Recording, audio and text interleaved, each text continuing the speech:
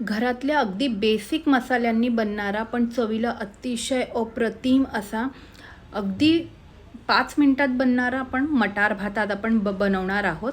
त्यासाठी मी इथे कुकर घेतलाय। तुम्ही हा भात कढईत सुद्धा बनवू शकता। मी इथे 2 चमचे तेल घेतलंय आणि 1 चमचा घरचं तूप घेतलेलं आहे। तूप आवर्जून घाला, तुपाची टेस्ट खूप छान लागते।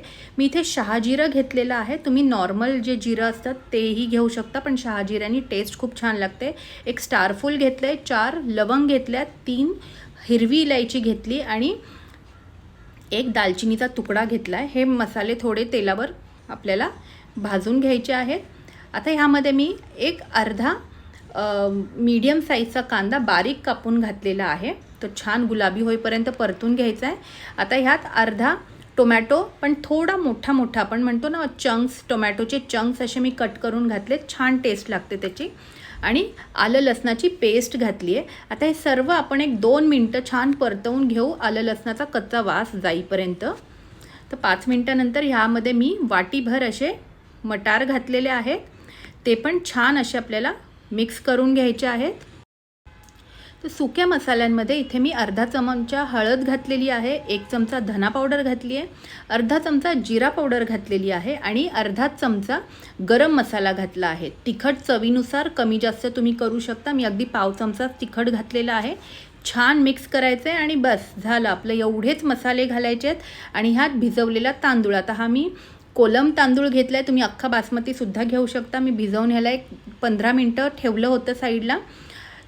कोलम राईस घेणार आहे तर तो एकदम सुटसुटीत छान होतो। बासमती राईस घेतला तो सुद्धा सुटसुटीतच होतो, पण एक 15 मिनिटं कोणताही तांदूळ घेतला तरी तो भिजत ठेवा। ह्यात चवीनुसार मीठ घाला आणि छान एकदा या सगळ्या मसाल्यांसोबत हा राईस मिक्स करून घ्या।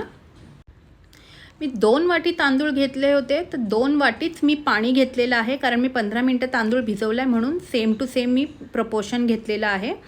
आता पाणी घातल्यानंतर 1 चमचा तूप वरनं घाला आणि 6 ते 7 लिंबाचे थेंब घाला ह्यामध्ये, कारण ह्याने राईस एकदम मोकळा सुटसुटीत आणि छान असा होतो। कुकरचं झाकण लावायचं आहे आणि फुल फ्लेमवरती 1 शिट्टी आणि एकदम लो फ्लेमवरती आपल्याला 1 शिट्टी, अशा 2 शिट्ट्या ह्याच्या काढून घ्यायच्या आहेत।